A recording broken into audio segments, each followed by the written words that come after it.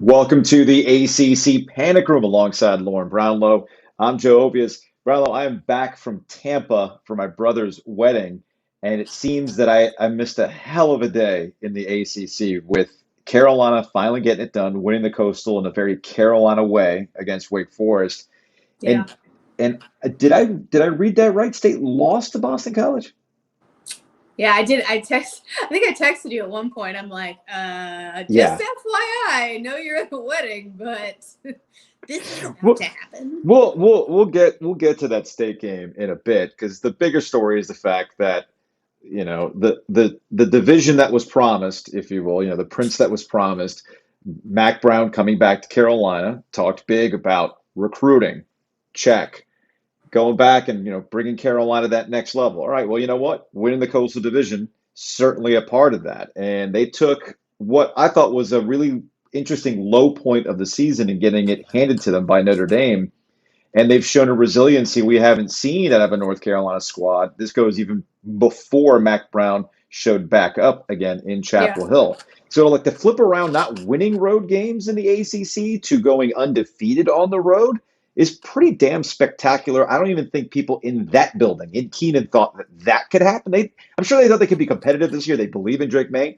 But to flip it like they did this year and then win the Coastal this way, that's just a tip of the cap. Well done by Carolina. Well, and the other part of it is too, right? Like, let's be honest. If you've watched a lot of Carolina football over the course of your lifetime, you're not accustomed to seeing Carolina do something like win close football games. No. It's not a thing you're accustomed to seeing. And when it starts to get down the stretch of a close game, you're wondering, how is this team going to blow it?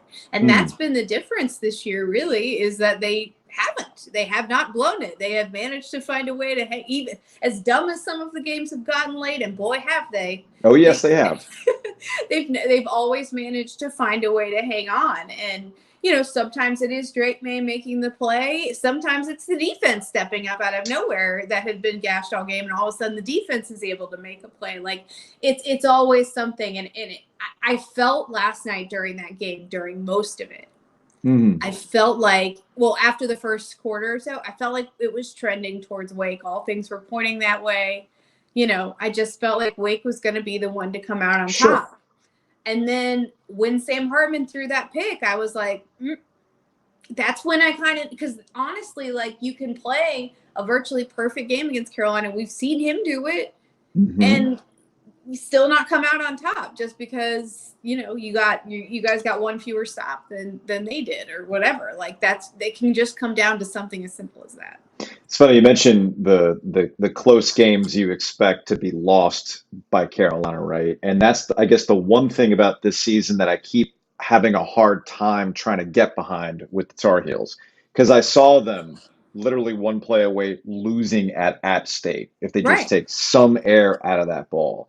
Or, you know what, a call doesn't go their way at the end of a game, like Duke, right, where Duke had multiple chances to win that game. But, Duke scored too soon, that kind of stuff. And as you mentioned just now with Wake Forest, and for the most part, we've been focused on, all right, the Carolina's offense, and Drake May is going to make the play that's necessary. And I'm glad you brought up the defense, because this is actually from Daggum Box Scores.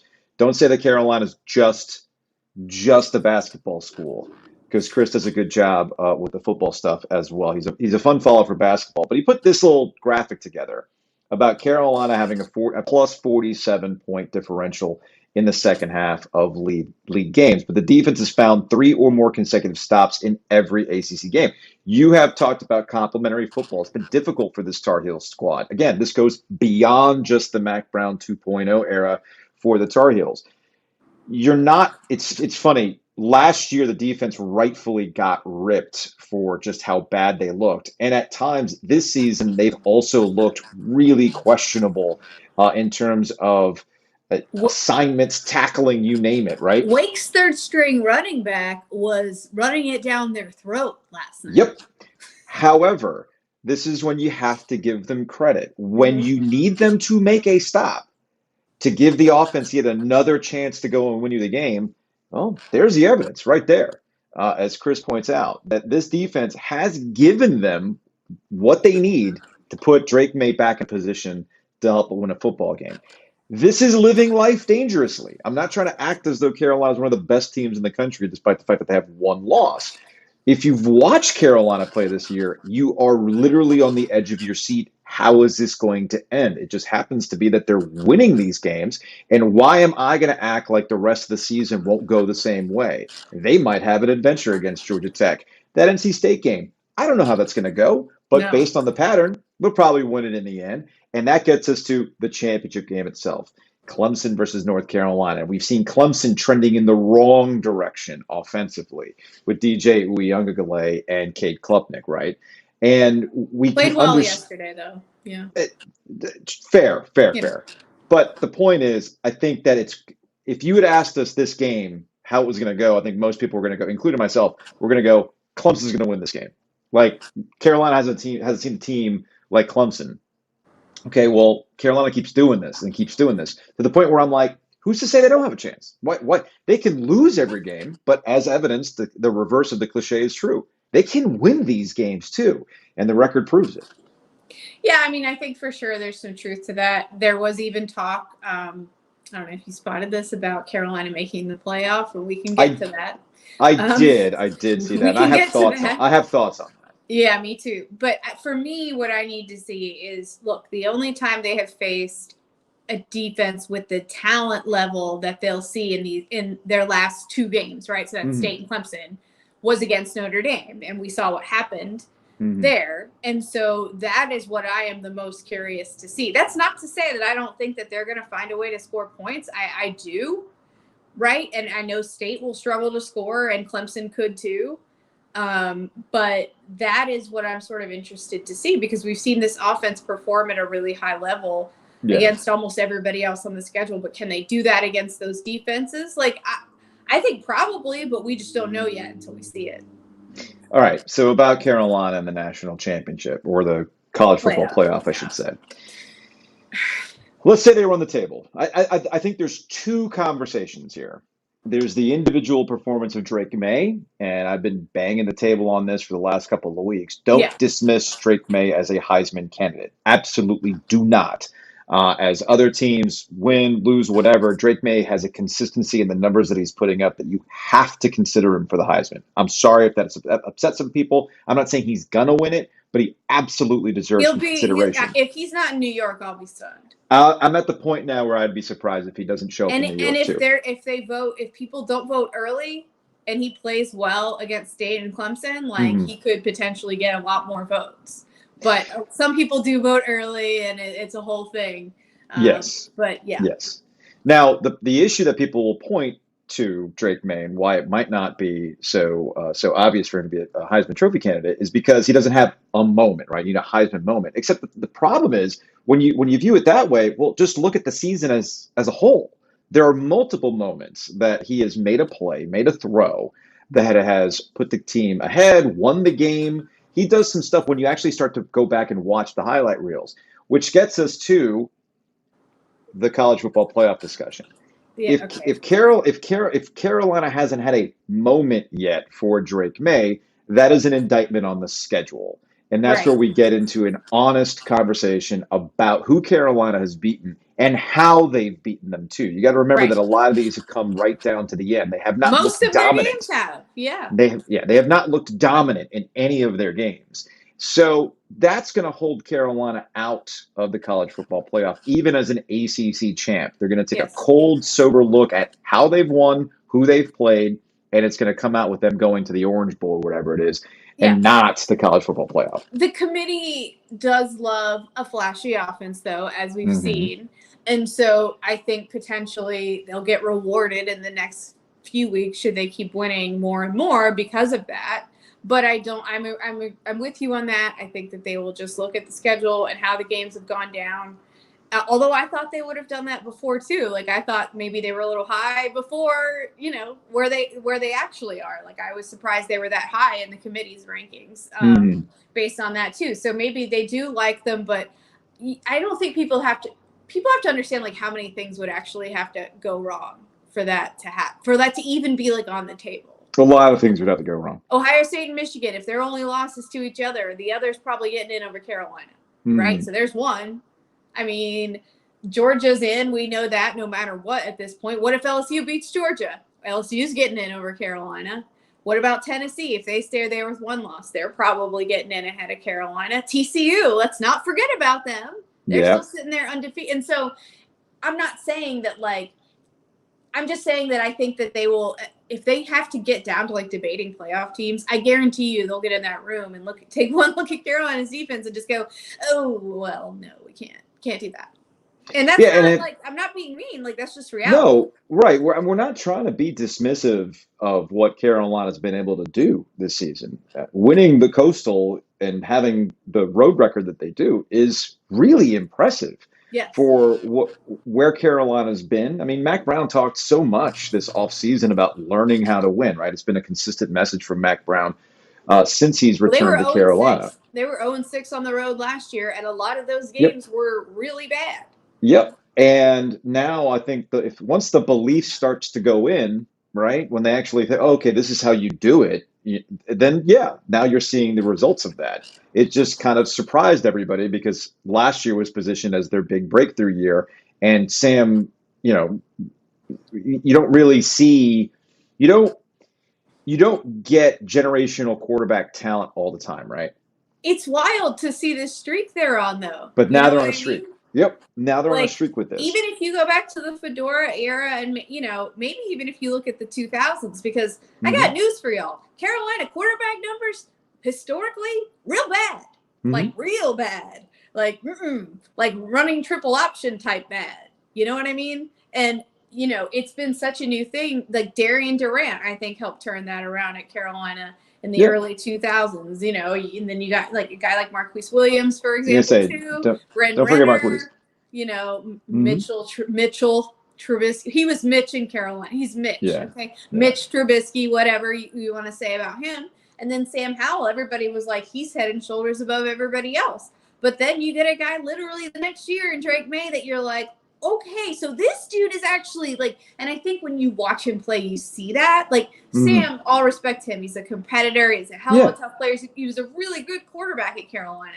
But Drake May, when you watch him play, you're like, so there's something different about this one. Like, he's on another level that I don't think we've seen before. Certainly from a Carolina quarterback, I don't think. No, absolutely not.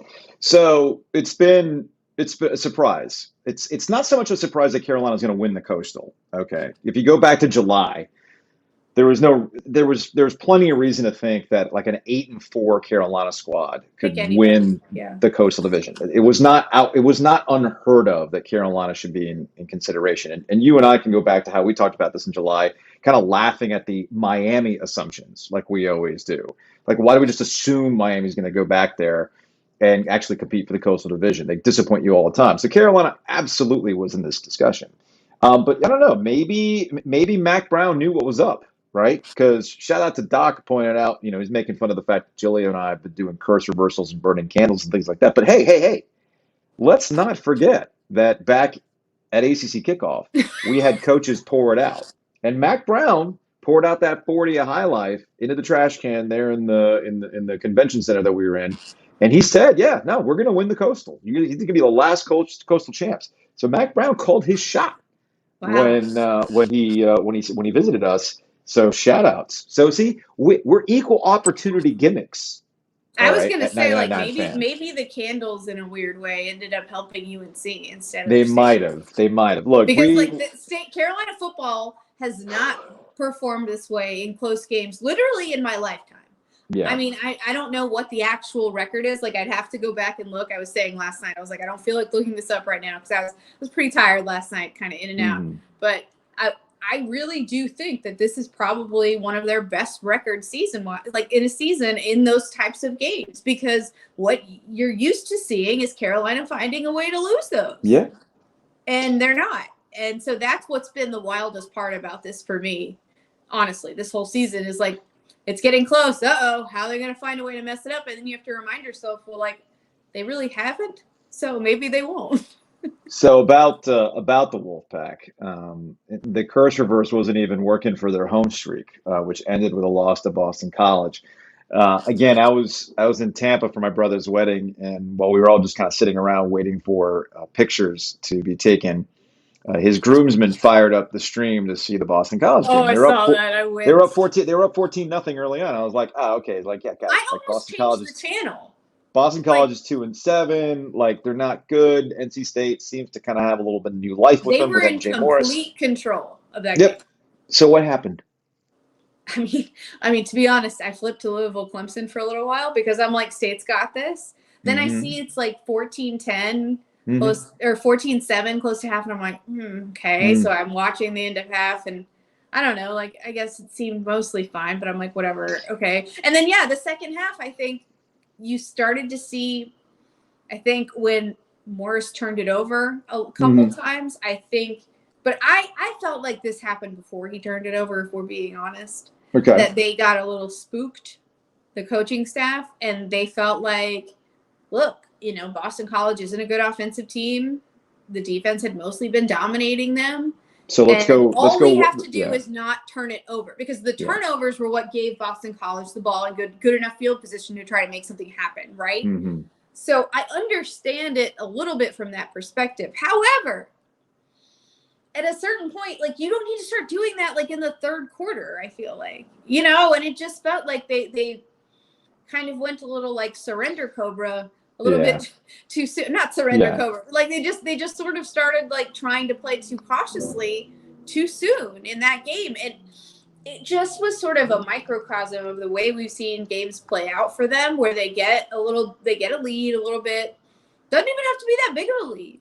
And then they just sort of try to run out the clock after that. And it's like, we had seen them do, even in the beginning of of the Boston College game, and obviously Virginia Tech and the games around that, like, we'd seen them open it up. We had seen them really start to make progress. And I think we were starting to think like, okay, this offense is getting into a rhythm. Like, they're really making things happen. They're more dynamic. I tweeted it. I was like, State's offense is alive and thriving. I tweeted that during the first quarter because it was true. And then it's like it started getting stuck in neutral. And I just, So, wedding's over. It's cocktail hour. I'm getting ready to go into the dinner reception. And I got some friends telling me, hey, man, State's going to lose. I go, what are you talking about? State was dominating the last time I was paying attention. So here we are. Fire it up and watch the end of the game before they were all introduced at the wedding dinner reception. And yeah, you can see the look on my brother's face. He's like, for real? This is what's happening. What the heck's going on now? Look, it's bad. You can't. I mean, you even argued with me last week that that's the worst team in the league. I kind of thought you were a little bit, but here's where I'm at with State.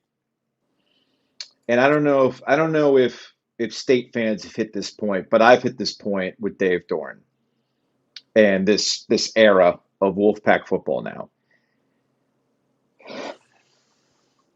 Okay, like it's a shoulder shrug, right? Yeah. In that it is what it is. It is what it is at this point with Dave Doeren. They're a consistent program. It's a program that, at least in my lifetime paying attention to ACC football and having lived in this area, it's been the most consistent of the coaches. They get NFL talent. They develop NFL talent. Yeah, for sure. They're going to have good seasons, right? And I feel like at times they've had dynamic offenses. I don't. Sure, I don't they have. And I'm not trying to act like that's all Dave's saying of like, let's just sit on the football. I don't think that.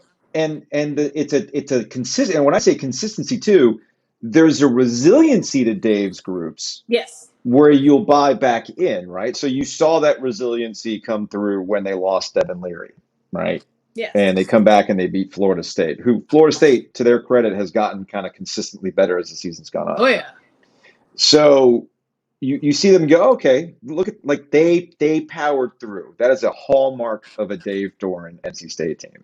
Agreed. And then they have the boneheaded, like, this is on the coaching staff, not the players, but it's like, guys, why do you have to be prompted to do something that should be something, more proactive about? Like, why do you have to find yourself a couple touchdowns down to break out of this rut or this need to strangle a win out of games when you know that's not going to work out for you? And I think that's the part that frustrates people, in that you can see them have a belief but then for whatever reason, the coaching staff decides to yank the belief away from them. Okay. So they Yeah. showed belief in MJ Morris Yes. in their last win against Wake Forest. That was an impressive way to go about it. Like, all right, you know what? You overthrew it. No big deal. We're going to keep doing it. And it paid off for them.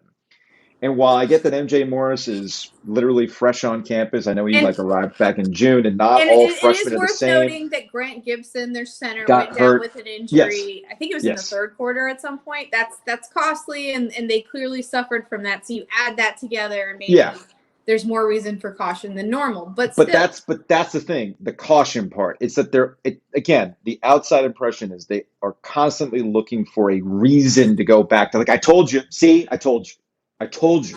This is why we can't do this. well, So they go right back Dave to went trying to for win it the on game like away. 4th and goal, and they didn't get it. And I was like, oh no, he'll never do it again. No, Dave's pretty consistent about going for it. But that's kind of where I'm at with the Wolfpack. It's a good program. Dave's a good coach, still relatively young, and they're going to produce good seasons. Yeah. The question that state fans have to ask themselves is, you good with good? You know? And look, I'm not going to fault Dave Doran for spending all off season with a chip on his shoulder and demanding respect, because they honestly, and I stick to this, That's what they state fans earned that. respond to too. But they also earned that over the last 2 years, and there was reasons to kind of buy into this. But if I can say that the coaching staff has a tendency to go into the, see, we told you, this is why we can't do this. Well, the results this year are going to give NC State fans a reason to go, you know what? We told you, this is why we can't buy in. This is why we can't trust you. This is why we can't embrace this kind of stuff. Because you talked about Carolina fans in football constantly getting hurt, right? Well, state fans have a whole list of history of being hurt. So it is what it is with the Wolfpack. Would it shock me if they bounce back after this brutal loss to Boston College with a pretty good performance against Louisville? No, it wouldn't shock me. Would it shock me if they beat Carolina in Chapel Hill? No, it absolutely doesn't, because there's two competing things going on. The fact that Carolina has played with these close games and at some point it's going to bite them in the ass, and also a resiliency out of the NC State squad, regardless of what's going on with them. You'll have to get a ruling from Giglio on if it's the Super Bowl game for them. I think Giglio's too busy breaking down pass interference calls at this point. And here's my thing with that, by the way. It's a bang play. Like, could you have not called it? Maybe. Okay. You know what? Maybe don't be in that position against Boston freaking College. Okay. Yes. And most state fans I know, by the way, were saying exactly that. Yeah. So, like, I mean, if you look, and I'm sure this will come up on Monday's show, but it's like, if you want to focus on a bang play that typically goes for the home team that didn't, that's a classic case, as the kids would say, cope harder. You shouldn't be in that position in the first place. You're better than Boston College, regardless of what your injury situation is. You're better than Boston College. You put yourself in that position and end up losing the game. And the thing for me, too, with state is, like, I know I've gotten into it with state fans and other people, mostly state fans, though, about, like, the coastal and the quality of it and blah, blah, blah, blah, blah. I've always said, yes, would it be easier for state to win a division if they were in the coastal? Of course it would. Mm-hmm. But I don't know why anybody from that division that's not named Clemson would act like they would just get in there and walk all over everybody. Because, I mean, I'm sorry, Exhibit A, Virginia Tech, Exhibit B, like, losing to Boston College at home. Like, Boston College is the worst team in the league, and you lost to them at home because it's the way that you play games, right? You essentially, everyone's sticking around. You know what I mean? And Carolina's a little bit in reverse because their defense struggles so much that you can put up points on them. So whether it's State's offense or Carolina's defense, they're going to let you stick around. And then that tends to lead itself towards losses. So you can't tell me that you'd be so certain that State would just run roughshod over a division when they play this way. That's been my issue from the jump, is like, I don't care how down the coastal is this year. If you play like that against everybody, you're going to drop some. Well, that's going to wrap it up for this edition of the ACC Panic Room. We will see y'all later in the week. We have an intriguing ACC Coach of the Year discussion to get to. I think it's going to be Mike Elko. I think it should be Mike Elko at Duke, but we can spend a little bit more. That's a tease for later in the week. Oh, okay. Sorry. It's a tease for later in the week, Lauren. I know you haven't done radio in a long time. It's what we call a tease in the business. We'll see y'all later in the week.